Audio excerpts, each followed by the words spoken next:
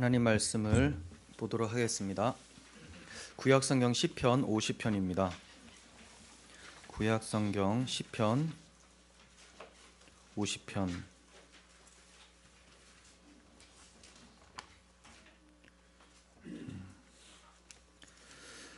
1절부터 23절까지입니다.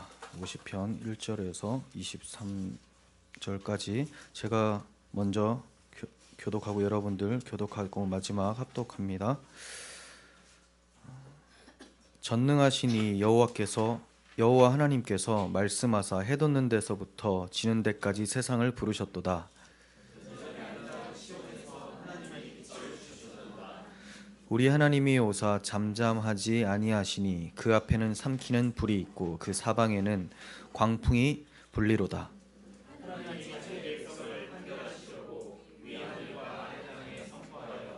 이르시되 나의 성도들을 내 앞에 모으라. 그들은 제사로 나와 언약한 이들이니라 하시도다.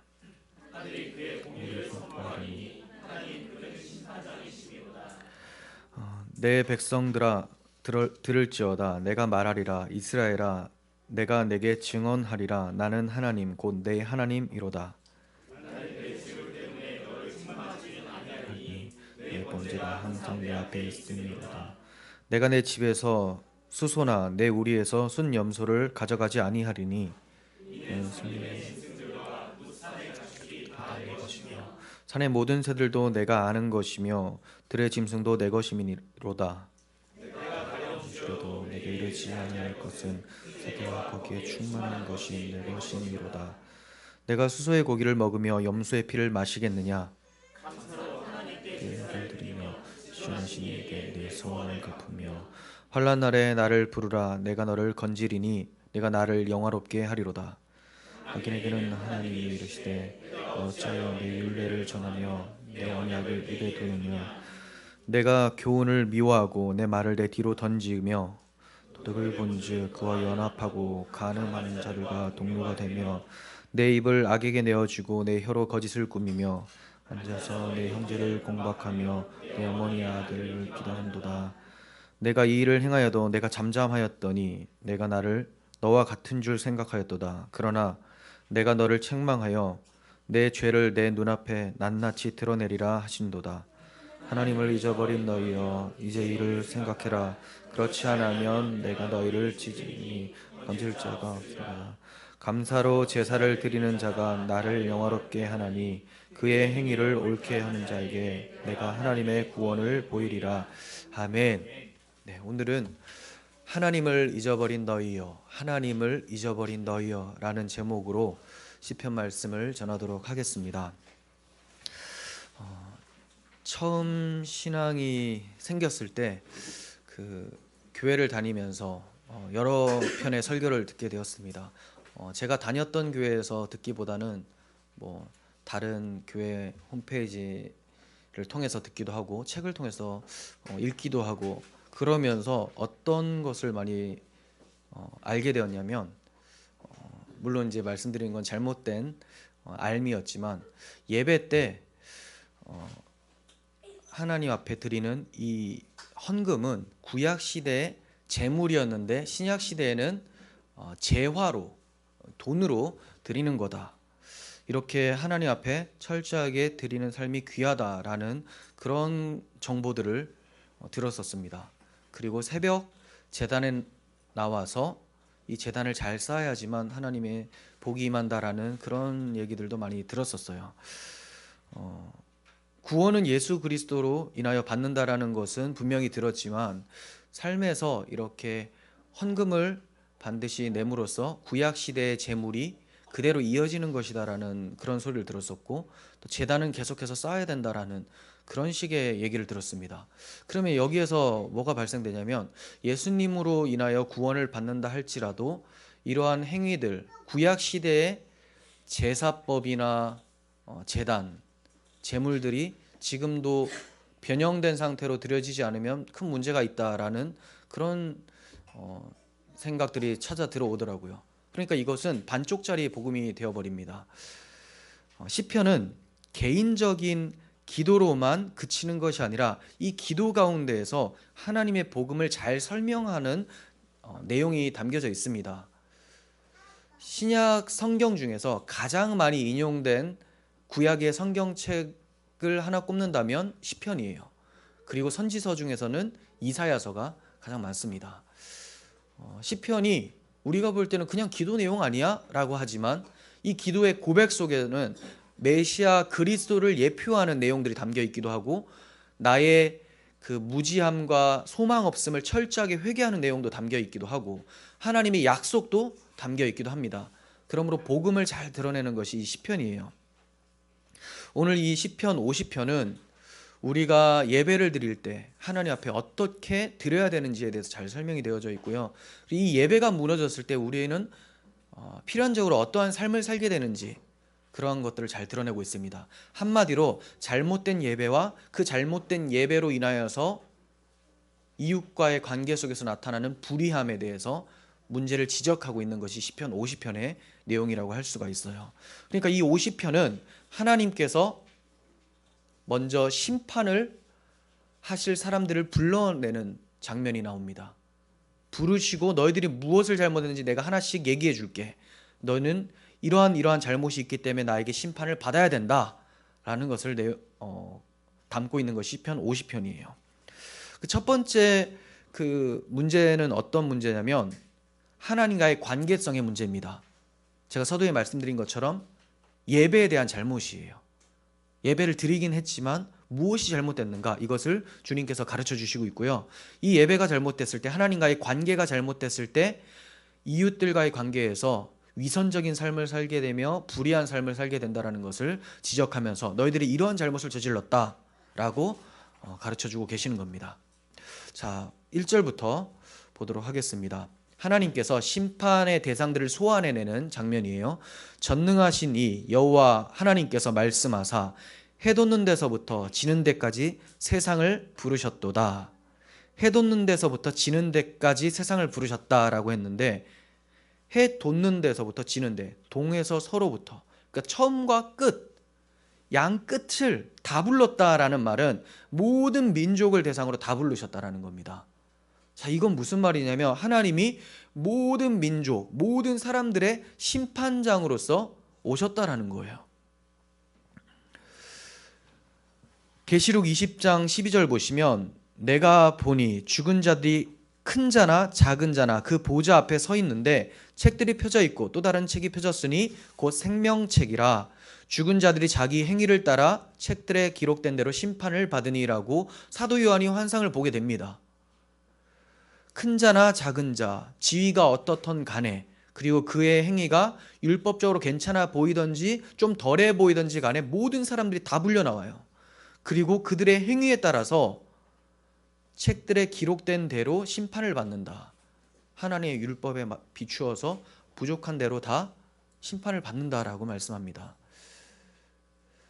세상 사람들은 이 세상에 심판이 어디 있겠느냐, 그냥 이렇게 살다가 없어지면 소멸되는 것이고 뭐 어떤 사람들은 환생하게 되는 것이고 계속 이어지는 것 또는 없어지는 거 아니냐라고 하지만 성경에서는 하나님이 심판장으로 오시고 너희들은 불려 나올 것이다 라고 가르쳐주고 있죠.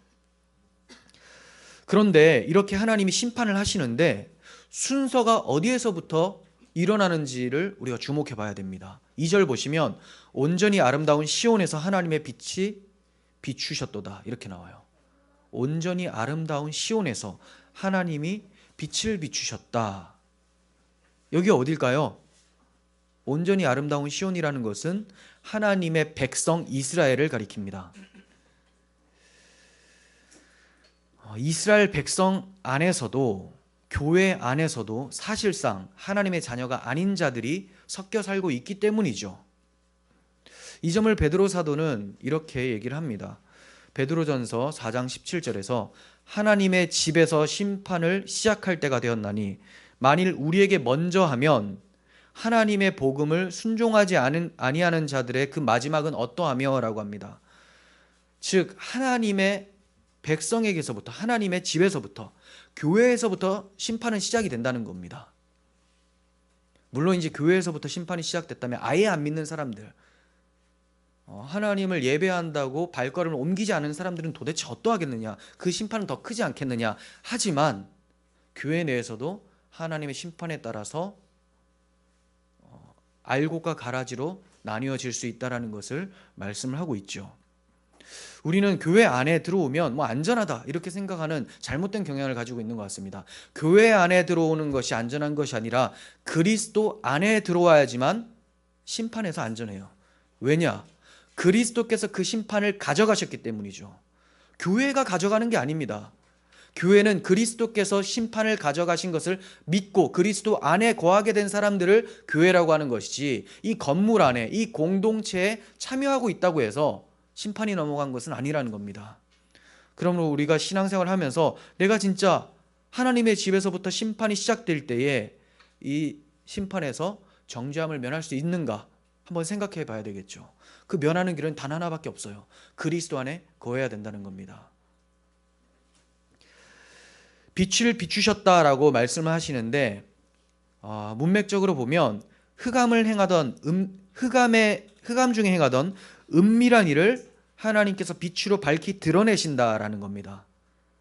사람들은 흑암 중에 행하다 보니까 아무도 보지 않겠지, 또는 다 썩어 있으니까 내가 썩은 게 크게 드러날까라고 하지만, 하나님이 후레쉬를 탁 비추면 다 보인다는 거예요. 도둑이 담을 넘어갑니다. 깜깜하니까 넘어가죠. 낮에 넘어가는 사람 어디 있습니까? 다 보는 데는 넘어가지 않아요. 하지만 밤에 넘어가는데 후레쉬를 탁 비춰요. 멈추죠. 내 도둑질이 들통났다. 하나님이 그렇게 비춰버린다는 거예요. 라이트가 엄청 많아요. 온 세상에 수천 수만 개 수억 개의 라이트를 다 켜서 도둑질하는 걸 다 보이신다라는 거죠. 하나님 앞에 드러나지 않을 것이 하나도 없어요. 그러므로 하나님께서 21절을 말씀하시죠. 내가 이 일을 행하여도 내가 잠잠하였더니 내가 나를 너와 같은 줄로 생각하였도다. 그러나 내가 너를 책망하며 내 죄를 내 눈앞에 낱낱이 드러내리라 하신도다. 하나님이 다 드러내신다 이렇게 얘기해요. 미련한 인간들은 하나님이 잠잠하시니까 못 보신다고 생각을 하면서 자신의 소견에 옳은 대로 행동을 하고 있습니다. 지금 당장에 심판하지 않으시니까 심판자가 없다고 생각을 해요. 그리고 그 심판의 주인은 자신이라고 생각하죠. 내가 나를 심판한다. 그러니까 굉장히 관대해요. 남에게는 굉장히 인색한데 자기에게는 관대해요. 그러면서 자기의 소견에 옳은 대로, 한마디로 입법자가 되어서 법을 정하고 법을 실행하며 법을 심판하는 주인이 자기라고 생각하면서 마음대로 행동합니다.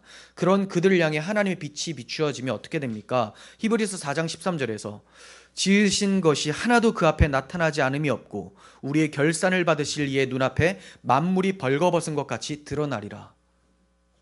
저나 여러분들이 은밀한 가운데 행하는 모든 죄들, 또 믿지 않는 자들도 모든 사람들의 죄들이 하나님의 심판대 앞에는 다 드러난대요. 다. 저는 이건 저의 죄가 여러분들 앞에도 모든 사람들 앞에 펼쳐지는 것인지, 아니면 나에게만 주마등처럼 지나가면서 하나님이 드러내시는지 그건 잘 모르겠습니다. 하지만 우리 모두가 하나님 앞에서 심판받아 마땅할 죄인이라는 것은 하나님이 확실하게 짚고 넘어가신다는 거예요. 저는 오히려 전자는 아니었으면 좋겠어요. 그죠? 전자 너무 괴롭지 않습니까? 하지만 후자라도 굉장히 괴롭습니다. 내가 은밀하게 행한 죄라고 생각을 했지만 하나님은 다 보고 계셨고 결산할 때에 다 드러내신다라는 겁니다. 물론 그리스도인들은 이 점을 지옥에 가느냐 천국에 가느냐로 고민할 필요는 없어요. 우리의 그 드러난 죄들까지, 우리가 예수 믿고도 죄를 짓죠. 하지만 이 죄를 다 그리스도께 넘겼다라는 것을 알게 되고 천국으로 인도됩니다. 하지만 우리가 그 지옥에 갈까 무서워서 그런 행동을 안 하려고 하는 건 아니죠. 나를 구원하신 하나님의 사랑이 그렇게 큰데 이 하나님의 사랑을 망각하고 멸시하면서 살았던 것들이 마지막 날에 폭로되어질 때 얼마나 그 사랑의 하나님 앞에 죄송스럽고 고개를 들 수 없겠습니까? 이런 것들을 생각하면서 하나님의 사랑에 입각해서 살기를 원하는 것이죠. 세상의 모든 죄들은 다 드러나게 됩니다. 완전 범죄라는 것은 없어요. 세상에는 있을 수도 있겠지만 하나님 앞에서는 없다는 겁니다. 이 점을 바울 사도도 증거를 합니다. 에베소 5장 11절에서 너희는 열매 없는 어둠의 일에 참여하지 말고 도리어 책망하라. 그들이 은밀히 행하는 것들은 말하기도 부끄러운 것들이라. 그러나 책망을 받는 모든 것은 빛으로 말미암아 드러나나니 드러나는 것마다 빛이니라. 자, 드러나는 것마다 빛으로 다 비춰서 숨겨지는 것이 없다라고 말씀합니다. 그러므로 성도들은 열매 없는 어둠의 일에 참여하지 말라고 하죠. 너희들의 행위까지 드러날까 보다라고 지적하고 있습니다. 3절에서 5절 봅니다. 우리 하나님이 오사 잠잠하지 아니하시니 그 앞에는 삼키는 불이 있고 그 사방에는 광풍이 불리로다. 하나님의 심판이 이처럼 위험 있고 엄중하다라고 말씀하고 있습니다. 우리는 늘 사랑의 하나님 하다 보니까 하나님이 공의의 하나님이고 이 공의가 얼마나 불같이 무서운지를 잘 모르고 있어요. 하나님이 자기의 백성을 판결하시려고 위 하늘과 아래의 땅에 선포하여 이르시되 나의 성도들을 내 앞에 모으라. 그들은 제사로 나와 언약한 이들이니라 하시도다. 하나님 판결하시기 위해서 하늘과 땅에 선포합니다. 하늘과 땅이 증인이 되어져요. 그 안에 있는 모든 사람들은 다 불려 나오게 되는데 여기서 제사로 나와 언약한 이들이니라 라고 하신 말씀은 아담의 죄로부터 부패해서 모든 인간들이 태어날 때부터 하나님과 단절된 상태로 태어나죠. 이러한 상태에 있는 죄인이 하나님과 관계를 맺기 위해서는 죄값이 치러지는 일이 반드시 발생돼야 됩니다. 그 죄값을 치르는 일을 나타내 주시기 위해서 제정하신 것이 제사입니다. 그래서 제사로 나와 언약한 이들이라는 것은 뭐냐면 하나님께서 죄값을 묻지 않기 위해서 제사 제도를 제정하시고 그 제사를 의지해서 나오는 자들, 구원받은 하나님의 백성들, 그죠? 이러한 자들을 하나님이 불러내신다라는 거예요. 그런데 단순히 제사만 드린다고 해서 하나님께서 심판에서 제외하시는 것이 아니라 제사를 똑바로 드리지 않으면 심판의 대상이 된다라고 말씀하시는 겁니다. 왜냐하면 제사는, 성경에 등장하는 모든 제사는 예수 그리스도께서 단번에 드려주실 대속의 제사를 의미하기 때문이죠. 그런데 왜 제사 드리는 사람들, 제사와 언약한 사람들을 하나님이 불러내실까요? 예수 그리스도를 통한 대속의 구원을 망각해버리고 제사의 의미는 잃어버리고 형식적으로 제사 드리는 사람들, 너희들 다 내 앞으로 나와라, 이렇게 말씀하시는 거예요. 그러니까 이제 하나님의 심판 때에 불려 나오게 되는데 6절을 보시면 하늘이 그의 공의를 선포하리니 하나님 그는 심판장이 심이로다, 이렇게 얘기를 합니다. 자, 하늘이 그의 공의를 선포하리니 하나님이 심판장이다. 의로우신 공의의 하나님이시다. 재판장이다. 자, 이제 하나님께서 그들이 왜 심판대로 불려오게 되었는지 하나씩 설명해 주시는데 제가 좀 전에 말씀드린 제사에 문제가 있었다라는 겁니다. 제사. 근데 형식에 문제가 있는 게 아니에요. 의미에 문제가 있었다라는 겁니다. 7절 보시면 내 백성들아 들을지어다 내가 말하리라 이스라엘아 내가 내게 증언하리라 나는 하나님 곧 내 하나님이로다 라고 말씀하시죠. 불신자를 대상하는 게 아니죠. 나는 하나님 곧 내 하나님이다. 내 백성아 라고 했으니 이스라엘 백성들을 얘기를 해요. 이방 족속이 아닙니다. 그래서 제사로 언약한 나의 백성들, 이렇게 말씀하시는 거죠. 이들이 어떻게 하나님의 백성이 되었습니까? 하나님께서 내 백성아 라고 하는데 어떻게 하나님의 백성이 되었을까요? 이들이 도덕적으로 괜찮아서, 남들보다 선해서 그래서 하나님 백성이 되었습니까? 그렇지가 않아요. 하나님이 내 백성이라고 불렀을 시점을 생각해 보면 이들이 애굽 땅에서 430년 동안 종살이하던 때예요. 내가 내 백성을 부르러 왔다. 모세야 내 백성을 불러내라 라고 말씀하세요. 그들이 거기서 종살이하면서 애굽의 우상들을 섬기며 그들의 문화에 젖어서 신음하고 있을 때에, 그때 하나님께서 그들을 불러주셨어요. 그러므로 그들의 어떠함이 하나님의 백성 되게 만든 것이 아니라 하나님이 아브라함에게 이미 먼저 언약해 주신 그 언약을 기억하시고 불러내셨다라는 거죠. 언약의 신실하신 하나님으로 인하여서 그들이 하나님의 백성이 된 거고, 또 그 방법은 뭐냐면 출애굽 어린 양의 피로써, 유월절의 피로써 하나님 백성 삼아 주셨습니다. 두 가지예요. 언약의 신실하신 하나님의 신실하심이, 그리고 그들의 죄값을 그들에게 묻지 않으시고 대속 제물 어린 양의 피로써 구원하신 하나님의 긍휼하심이 그들을 자기 백성 되게 하셨다라는 겁니다. 이러한 그들이 하나님께 형식적인 예배로 범죄를 하죠. 왜 그렇습니까? 하나님께서 제사 제도를 마련해 주셨는데, 이 제사 제도라는 것은 하나님이 그들의 행위로 보응하지 않고 어린 양의 피로써 대신 심판하시고 그들을 구원해 주신다라는 것을 기억하기 위해서 제사 제도를 주셨어요. 그래서 제사를 할 때마다 우리는 은혜로 구원받았다, 우리는 어린 양의 피로써 구원받았다, 하나님이 언약을 지켜주셔서 우리를 애굽에서 끌어내 주셨다라는 것을 기억하면서 드려야 되는 것이죠. 근데 이걸 잊어버린다면 이 제사는 아무 의미가 없는 거예요. 그래서 하나님께서는 들을지어다 내가 말하리라, 내게 증언하리라 하시면서 그들의 죄를 하나씩 폭로하시겠다고 말씀하시는 겁니다. 8절에서 나는 내 재물 때문에 너를 책망하지 아니하리니 내 번제가 항상 내 앞에 있음이로다. 무슨 말입니까? 이들이 제사를 잘 드렸어요. 뭐 형식에 문제가 있는 게 아니죠. 제사 때문에 너에게 책망할 것은 없다. 왜? 번제가 항상 내 앞에 있다. 한 번도 빠지질 않아요. 상번제가 있거든요. 아침과 저녁에 드리는 상번제가 있어요. 매일 드리는. 그런데 이런 매일 드리는 제사도 한 번도 빠진 적이 없습니다. 자, 오늘날 우리에게 적용을 한다면 주일에 빠진 적이 없고요, 새벽 기도에 빠진 적이 없고, 수요일에 빠진 적이 없어요. 얼마나 훌륭합니까? 칭찬해야 될 만하죠. 또 어떤 사람은 그게 본질이 아니잖아요 이러는데, 그거부터 생각을 하십시오. 뭐 안 나오면서 그런 말 하는 것이 아니라, 이건 지금 잘하는 사람들에게 대해서 잘하지만 뭐가 문제다라는 것이지, 나오지도 않는데 뭘 그게 문제다, 나오지 않는 것부터가 문제죠. 자, 왜 제사를 해야 되냐? 언약을 기억하고 감사하기 위해서. 근데 이들은 감사가 쏙 빠진 상태로, 언약이 쏙 빠진 상태로 형식적으로 드리고 있어요.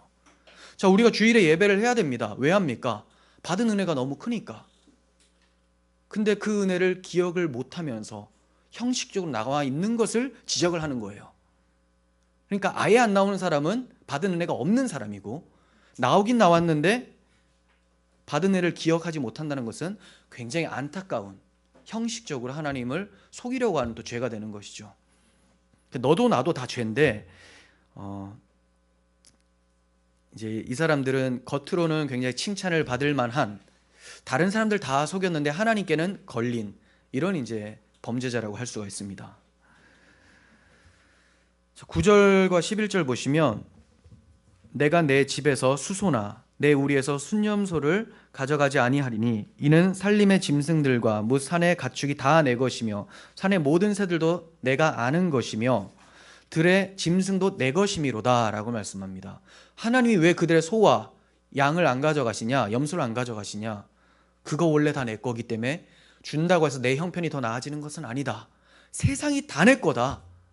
근데 네가 지금 한 마리 두 마리 더 준다고 해서, 또 좀 더 괜찮은 양을 준다고 해서 나한테 괜찮은 양이 없겠느냐? 사람들이 엄청 생각해서 흠없는 양을 드립니다. 최고를 드린다고 하지만 세상에 널린 게 흠없는 양인데, 하나님께는 그거 드린다고 해서 하나님 감동하십니까? 그렇지 않다는 거예요. 하나님께서 제물로, 짐승의 제물로 기뻐하시는 분이 아니심을 정확히 말씀하고 계시죠. 원래 하나님의 것인데 우리가 많은 걸 드렸다고 해서 하나님이 더욱 기뻐하시는 것은 아니라는 거예요. 예수님께서 왜 많은 헌금을 넣은 사람들보다 과부가 가지고 있었던 두 렙돈, 뭐 몇천 원 하지도 않는 그것을 가지고 가장 큰 것을 드렸다라고 말씀하셨을까요? 과부에게는 그 돈이 전부였기 때문에 그래요. 하나님께서는 상대적인 가치를 통해서 네가 더 많이 냈다, 넌 적게 냈다라고 하지 않아요. 절대적 가치, 한 사람 한 사람 1대1로 보신다라는 거예요. 네가 정말 나에게 많이 냈느냐, 그렇다고 전체를 다 드리라는 게 아니죠. 내가 뭐 100만 원 벌었는데 100만 원을 다 드리고 넌 1000만 원 벌었으니까 1000만 원 다 드려라, 이게 아닙니다. 과부의 마음을 보셨다라는 거예요. 과부가 2렙돈밖에 없었는데 얼마 되지 않은 양이었지만 이걸 다 드렸다는 것은, 드릴 거 없지만 하나님, 예수님 이거라도 받아주시겠습니까? 라는 것은, 이게 전 재산인데 드렸다는 건 뭐예요? 이 돈이 나의 주인이 아닙니다. 돈이 내 소망이 아니에요. 지금 내 눈앞에 있는 당신 예수님이 나의 소망입니다 라는 신앙 고백이에요. 하나님은 신앙 고백을 받으시죠. 신앙 고백을 제대로 한 사람은 자신을 온전히 하나님께 드리는 겁니다. 그리고 그렇게 제대로 한 사람이 행동하는 반응이 뭐냐? 자신의 것을 아낌없이 하나님께 내어드리는 것이죠. 근데 우리는 순서가 너무 많이 잘못된 것 같습니다. 사람들이 교회에 와요. 그리고 헌금을 내죠. 그것으로 나는 지금 예배를 잘 드리고 있어. 그리고 또 그것으로 나는 너무 예배를 잘 못하고 있어 라고 정의하는 사람들이 꽤 있다는 거죠. 나는 가난하지만 저 부자보다 더 많은 것을 냈으니 하나님이 기뻐하시겠지. 정말 그럴까요? 그 마음 때문에 안 기뻐요. 거기에 빠졌으면 하나님 기뻐하셨을 텐데, 그죠? 그 마음, 이러한 재물, 물질로 인해서 하나님이 기뻐하시는 것이 아니라 내 마음을 하나님께 드립니다. 내가 하나님께 드려져서 하나님이 사용하시기 좋은 대로 나를 바꾸어 가 주시옵소서 라는 그 신앙 고백을 드린다는 거죠. 받으신다는 거예요. 뭐 1000만 원, 2000만 원 낸다고 해서 하나님의 형편이 나아지겠습니까? 어차피 다 하나님의 것입니다. 그런데 구약 이스라엘 백성들은 하나님께 드리기만 하면 할 일 다 했다고 생각을 했던 거죠. 뭐 오늘날도 여기에 자유로울 수 있는 사람들이 많지 않는 것 같습니다. 왜 재물을 드리는지에 대한 의미는 잊어버리고 형식적인 예배를 드리고 있었던 거예요. 이사야 1장 11절 보시면 여호와께서 말씀하시되 너희의 무수한 재물이 내게 무엇이 유익하뇨? 나는 순양의 번제와 살찐 짐승의 기름에 배불렀고 나는 수송아지나 어린 양이나 순염소의 피를 기뻐하지 아니하노라. 하나님이 사실 이거에 관심이 없다는 거죠. 이것들은 장차 올 것의 그림자일 뿐입니다. 무엇에 대한 그림자입니까? 우리 대신 대속 제물이 되실 예수 그리스도에 대한 그림자죠. 자신들의 죄를 대속하실 메시아를 보내주시겠다는 메시아 언약을 잊지 않도록 하기 위해서 제사제도를 제정해 주신 거예요. 그러나 그들은 이 메시아 언약을 망각해버리고 하나님께 드려서 공로로 인정받으려고 했던 그런 사고가 가득했었던 거죠. 자, 그럼 행위주의와 복음주의는 이게 가장 큰 차이입니다. 하나님의 은혜를 생각해서 반응을 하느냐, 아니면 내가 뭔가를 해서 하나님께 받으려고 하느냐. 하나님은 이미 해줬고 그걸 기억하면서 나에게 나오라라고 하신 것입니다. 근데 이 사람들은 반대로 바꿔버렸어요. 내가 뭔가를 하니까 하나님이 나에게 이렇게 해주시겠지. 이렇게 드리는 제물은 이방 제사와 다를 바가 없습니다. 그래서 이사야 선지자가 66장 2절에서 이렇게 말씀을 하죠. 나 여호와가 말하노라. 내 손이 이 모든 것을 지었으므로 그들이 생겼느니라.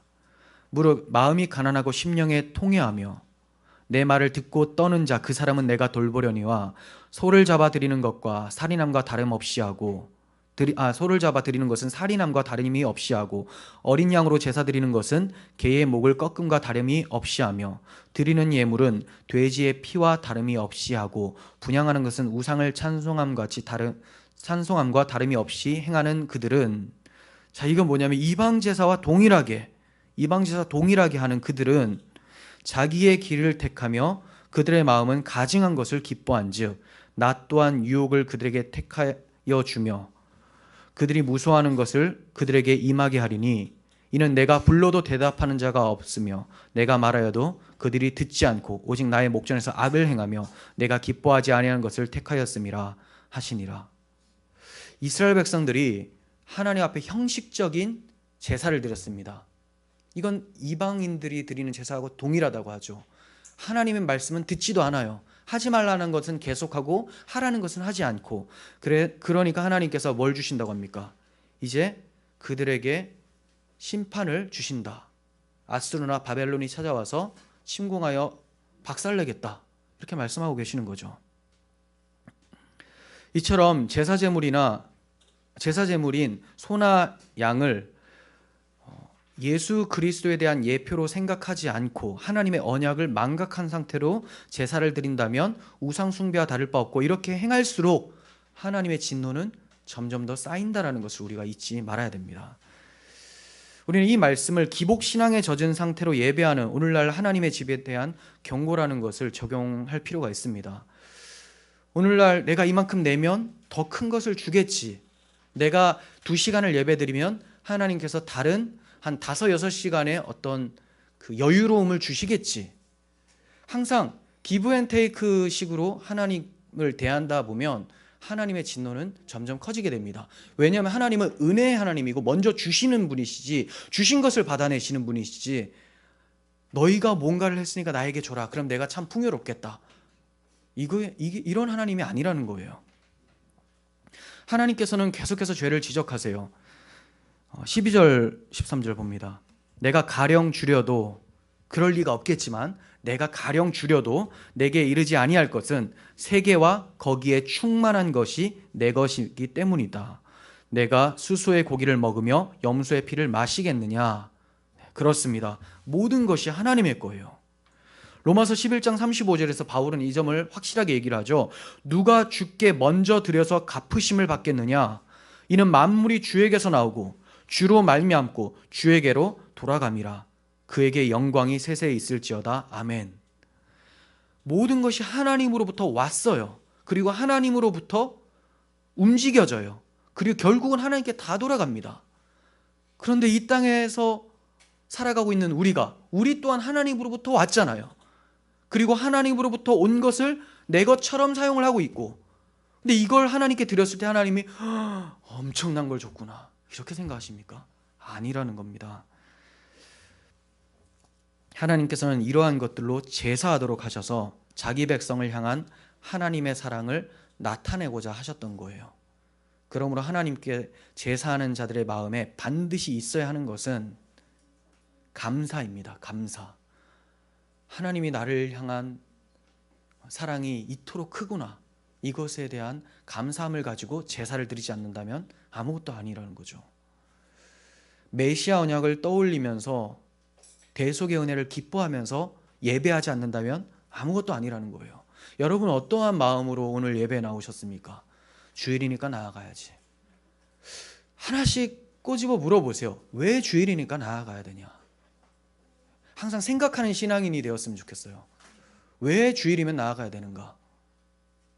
나아가야 되니까. 여기서 그치면 안 되죠. 복 받으려고. 이제 그 정도는 아니라는 거 알아요. 근데 또 이건 있어요. 안 나가면 안 되니까. 이건 또 뭡니까? 복 받는 건 아닐지라도 화는 입고 싶지 않다, 이거잖아요. 근데 그것도 이겨낸 사람들은 마땅히 우리는 찬송해야 되니까. 왜 찬송해야 되느냐? 받은 구원의 은혜를 다시 한번 떠올리게 되죠. 그리스도의 십자가 대속의 은혜, 자기 아들 아끼지 아니하시고 우리에게 내어주신 그 하나님의 사랑을 떠올리게 되면서 나는 찬양할 수밖에 없는 존재구나, 감사할 수밖에 없는 존재구나, 그러면서 헌금을 하는 것이고, 그러면서 신앙 고백을 하는 것이고, 그러면서 찬송을 하는 거 아니겠습니까? 우리가 무슨 노래방에서 노래 부르려고 하는 거 아니지 않습니까? 그 신앙 고백, 그 감사함이 없으면 정말 노래방 노래하고 다를 바가 없는 거예요. 나 노래 잘한다, 발성 연습하겠다, 뭐가 다릅니까? 14절에서 감사로 하나님께 제사를 드리며 지존하신 이에게 내 소원을 갚으며 라고 합니다. 하나님께 드리는 예배의 핵심은 감사죠. 기독교는 감사의 종교예요. 은혜를 망각하고 감사 없는 예배를 드린다면 이것은 그들의 마음에서 하나님을 잊은 것과 같습니다. 하나님을 잊어버린 것과 같아요. 감사가 없는 것은 하나님을 잊은 거예요. 하나님을 잊어버린 너희여라고 하죠. 자, 감사가 없다, 하나님이 없다 같은 거고, 감사 제목인 메시아 언약, 예수 그리스도의 십자가가 없다면 하나님이 없는 거죠. 예수 그리스도의 십자가를 잊어버리면 감사가 당연히 없죠. 감사가 없는 것이 하나님이 없는 것이라면 십자가 없으면 하나님이 없다라는 겁니다. 반대로 십자가의 은혜를 아는 자라면 감사를 할 수가 있고, 감사가 있기 때문에 하나님이 그들과 함께 하신다라는 거예요. 어떤 자가 함께 하는 자냐? 감사가 있는 자. 난 뭘 감사해야 될지 모르겠어요. 세상에 모든 것이 없어도 우리에게 있는 하나가 있잖아요. 그리스도의 십자가. 이걸로 평생을 우리는 감사할 수 있거든요. 그리고 이것뿐입니까? 이거와 더불어 우리의 모든 환경들이 하나님의 사랑을 나타내고 있어요. 근데 어떻게 감사의 제목이 없어질 수가 있습니까? 감사의 제목이 없어지면 하나님을 잊어버리는 것이 되어버린 겁니다. 그러므로 15절에서 환난 날에 나를 부르라, 내가 너를 건지리니 내가 나를 영화롭게 하리로다 라고 합니다. 자, 어떠한 자에게? 감사로 예배하는 자에게 하나님이 환난이 당할 때 건져주신다라고 해요. 하나님이 건져주셔놓고 네가 나를 영화롭게 한다라고 얘기하세요. 그럼 영화롭게 하는 건 뭡니까? 감사로 예배하는 거죠. 우리에게 말하면 십자가의 은혜를 생각하면서 감사하며 우리의 신앙 고백을 하나님께 드리는 거, 이것이 영광이에요. 하나님께 영광. 다른 어떠한 행위가 영광이 아니라 하나님이 행하신 일을 감사하며 반응하는 것, 이것이 하나님을 영화롭게 하는 것이고, 이것이 우리를 환난에서 구원해내는 하나님의 은혜의 손길을 경험하게 한다는 겁니다. 그래서 계시록 7장 14절에서 사도 요한은 이러한 모습을 봅니다. 내가 말하기를 내 주여 당신이 아시나이다 하니 그가 나에게 이르되 이는 큰 환난에서 나오는 자들인데 어린 양의 피에 그 옷을 씻어 희게 하였느니라. 큰 환난에서 건짐을 받는 자들이 하나님 나라로 이렇게 들어오고 있어요. 흰 옷을 입고. 근데 이 사람들이 옷을 보니까 어린 양의 피에 그 옷을 씻어서 희게 하였다, 죄가 깨끗하게 되었다라고 얘기를 합니다. 어떤 자들이 이 세상 환난에서 건짐을 받습니까? 이건 지진이나 기근 이런 데에서 우리가 뭐 죽지 않는다 이걸 말하는 게 아니에요. 가장 큰 환난, 하나님의 심판이 임할 때에 어떻게 건짐을 얻을 수가 있습니까? 어린 양의 피에 우리의 옷을 씻은 사람들, 그런 사람들이죠. 그게 바로 감사로 예배할 수 있는 사람들입니다. 저는 오늘 이 예배가 하나님 우리를 자기 아들의 피로 살려주셨기 때문에 예배할 수 있게 되었다, 우리를 하나님 자녀 삼아주셨다는 것을 다시 한번 기억하면서 감사로 드릴 수 있는 예배가 되었으면 좋겠습니다. 하나님께서는 이스라엘 백성들을 재판정으로 소환하셔서 하나님과의 관계성의 문제, 즉 메시아 언약을 망각하고 형식적인 종교 생활하는 죄에 대해서 지적하고 있었던 것입니다. 자, 그리고 16절부터 또 봅니다. 이제 다른 죄를 지적을 하시는데요. 하나님과의 관계성을 문제점을 지적을 했다면, 이게 문제가 되었다면 필연적으로 어떤 문제가 더 발생될까요? 이웃과의 문제가 발생이 되죠. 율법이 하나님을 사랑하고 이웃을 사랑하라죠. 하나님 사랑이 되지 않으면 이웃을 사랑하지 않게 되는 것과 마찬가지 원리입니다.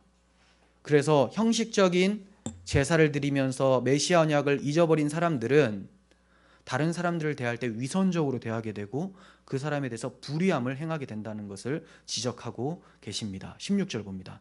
악인에게는 하나님이 이르시되 내가 어찌하여 내 율례를 전하며 내 언약을 내 입에 두느냐. 악인에게는 했는데, 악인은 앞에서 문맥을 보시면 내 백성 했었던 이스라엘 백성들이죠. 이스라엘 백성들. 형식적인 예배를 드리는 사람들이 악인이에요. 그런데 이 악인이 하나님의 율례와 언약을 입으로 말하고 있는 악인들이래요. 그러면 조금 더 이스라엘 백성들 중에서도 대상이 좁혀지죠. 제사장들, 선지자들입니다. 물론 우리는 신약시대에 와서 다 왕같은 제사장들이고 하나님의 복음을 말하는 선지자들이죠. 하지만 더 집중적으로 대상을 추적해 나가면 오늘날의 목회자라고도 볼 수가 있겠습니다. 자, 이 제사장들, 이들에게 하나님이 문제를 지적을 하시는데 이스라엘 백성들에게 이들이 악을 행하고 있다, 위선적인 삶을 살고 있다라고 폭로를 하고 계세요. 마찬가지입니다. 오늘날 목회자들이 왜 타락을 할까요? 형식적인 예배를 드려서.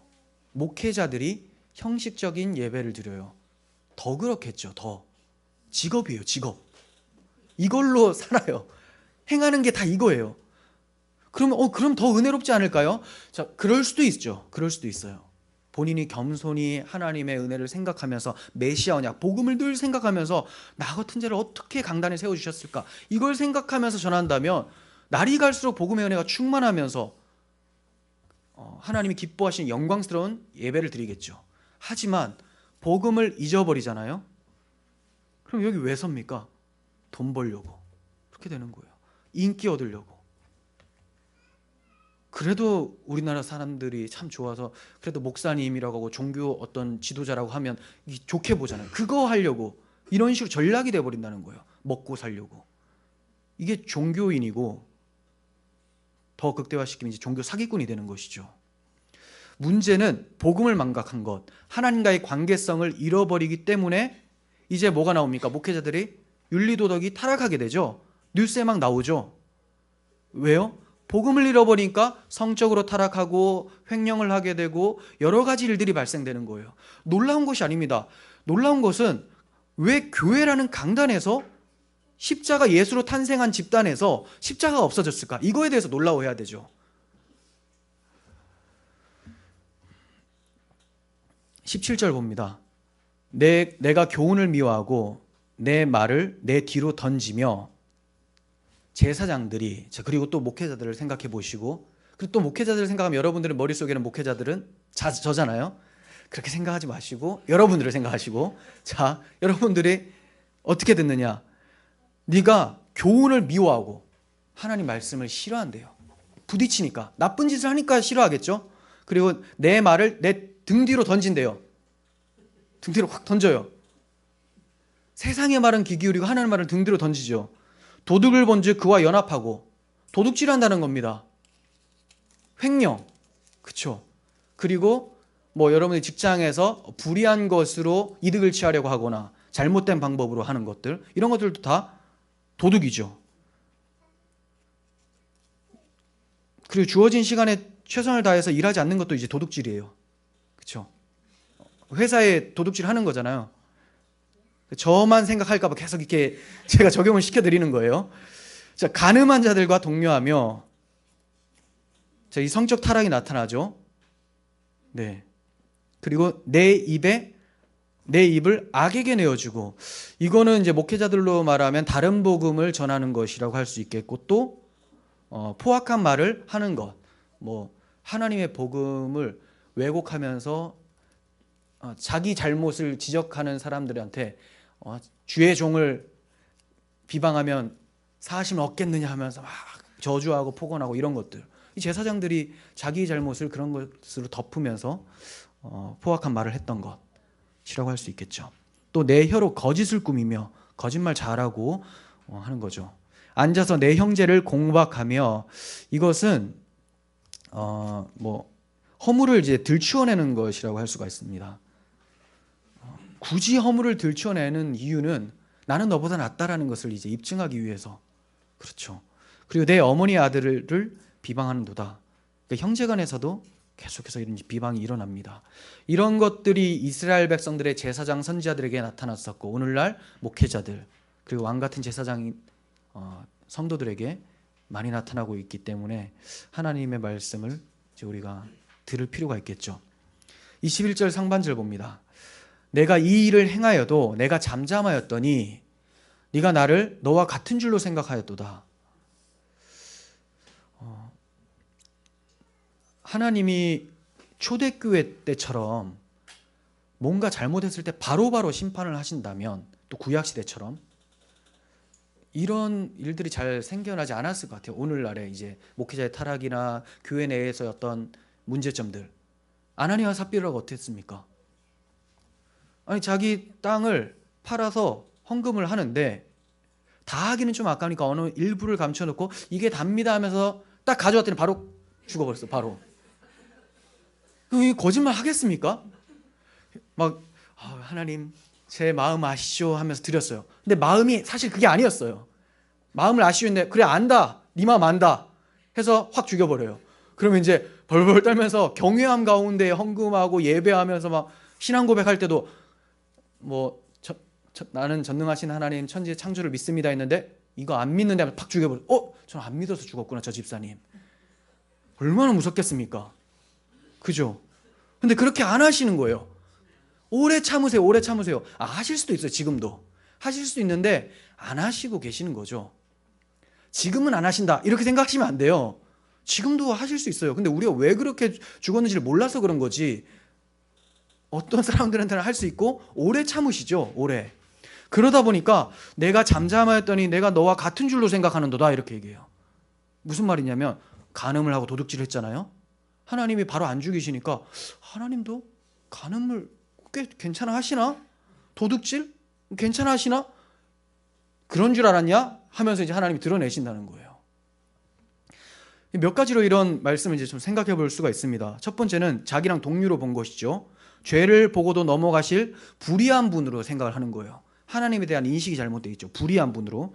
또 두 번째는 아예 보시지도 않고 무관심하신 분으로 여기는 그런 사고가 또 있을 수 있겠죠. 그리고 여러분들이 이제 어떤 식으로 생각하는지 한번 생각해 보세요. 여기서 걸리는 게 있는지. 그리고 세 번째는 하나님이 없다고 여기면서 사는 것. 이제 무신론자인데 오랫동안 교회 다녔으니까 그래도 이제 다녀보는 거예요. 자, 이 세 가지. 하나님을 불의한 분으로 인식하는 잘못된 사고, 또 하나님을 무관심한 분으로 생각하는 것, 하나님을 없다고 여기는 것. 뭐가 더 나은 게 없죠. 다 최악입니다. 이 세 가지 사고들은 하나님을 멸시하며 모독하는 행위고 이러한 죄들을 그냥 넘어가지 않으신다라는 것을 본문을 통해서 정확하게 말씀하고 계세요. 나 드러내버리겠다. 다 드러낸다.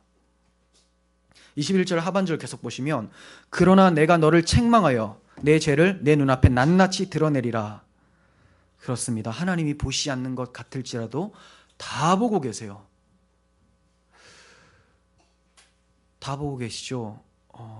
이스라엘 백성들의 왕들이 잘못했을 때 하나님 너는 은밀한 가운데 행했지만 나는 백주대낮에 그것들을 너에게 보여주겠다 하면서 다 갚아버리시는 하나님을 보게 됩니다. 22절 하나님을 잊어버린 너희여 이제 이를 생각하라. 그렇지 아니하면 내가 너희를 찢으리니 건질 자가 없으리라.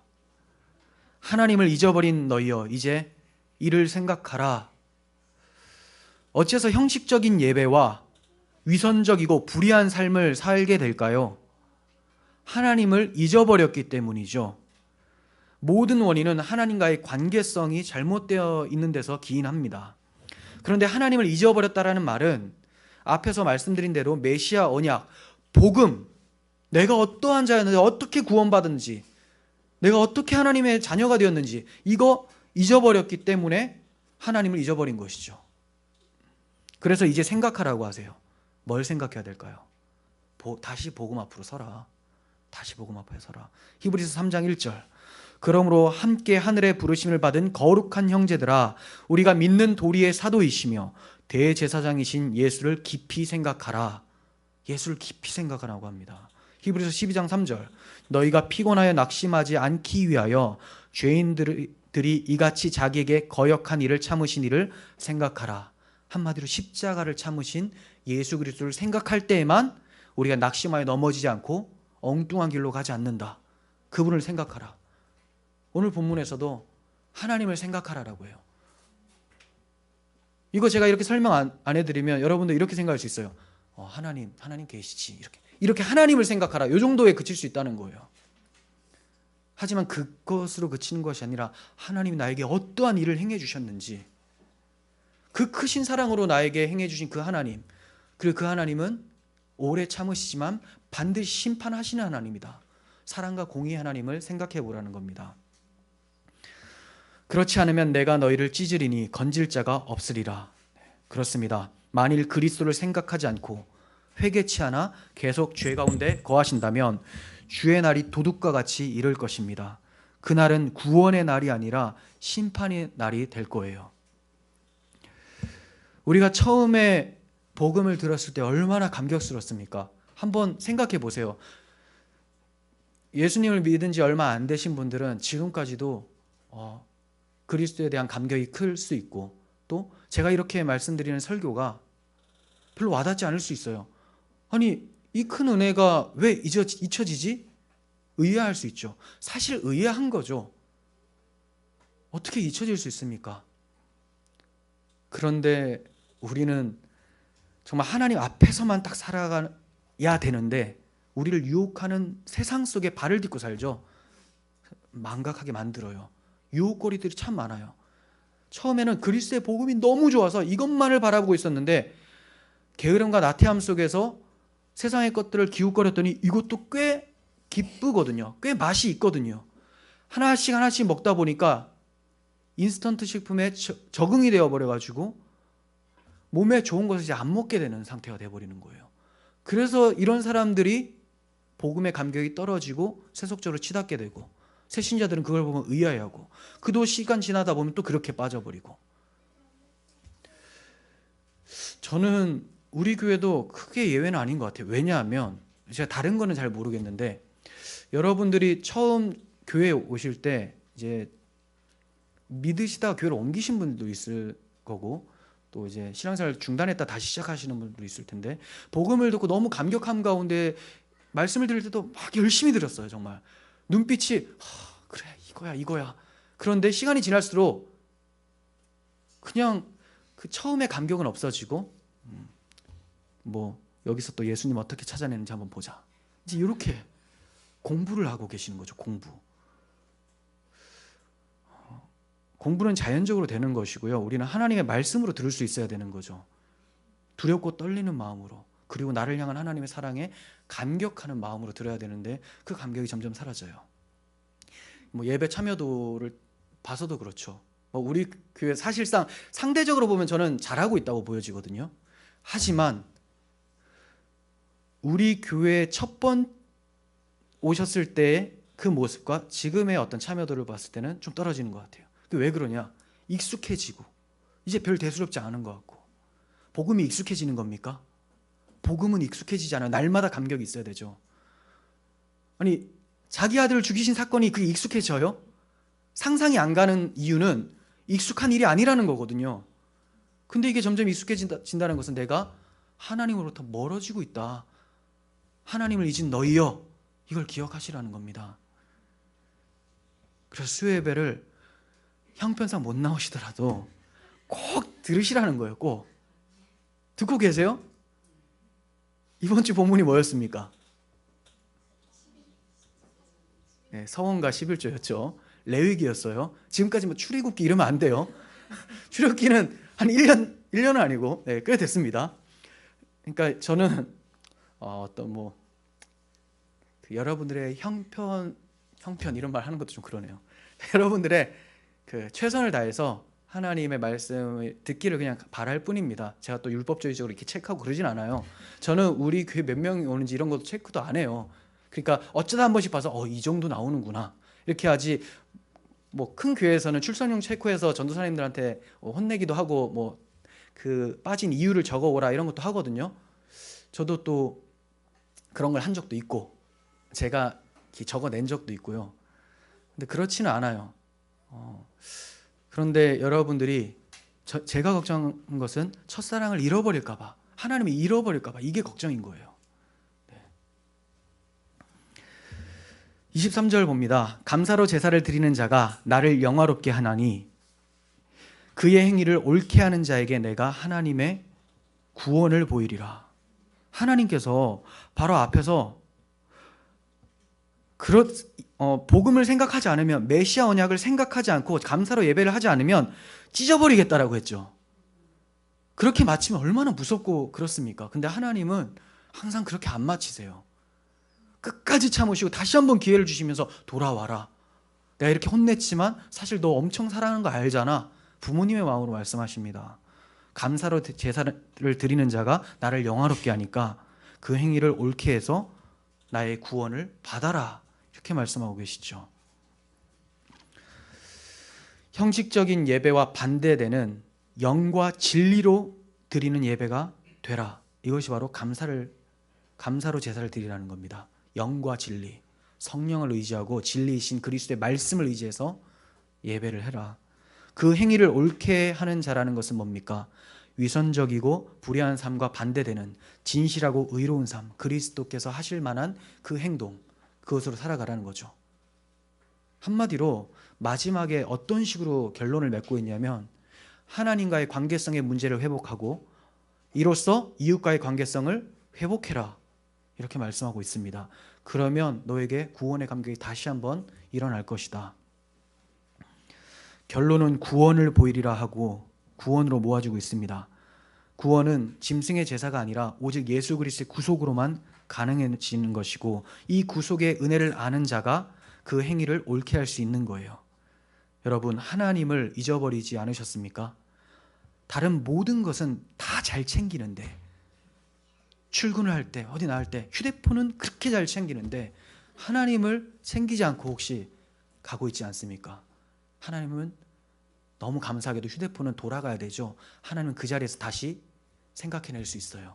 그러니까 잊어버린 그 자리에서 다시 하나님을 만나시고 그 하나님을 감사로 예배하면서 하나님의 구원의 감격을 맛보시는 여러분들 되시기를 간절히 소원합니다. 기도하겠습니다.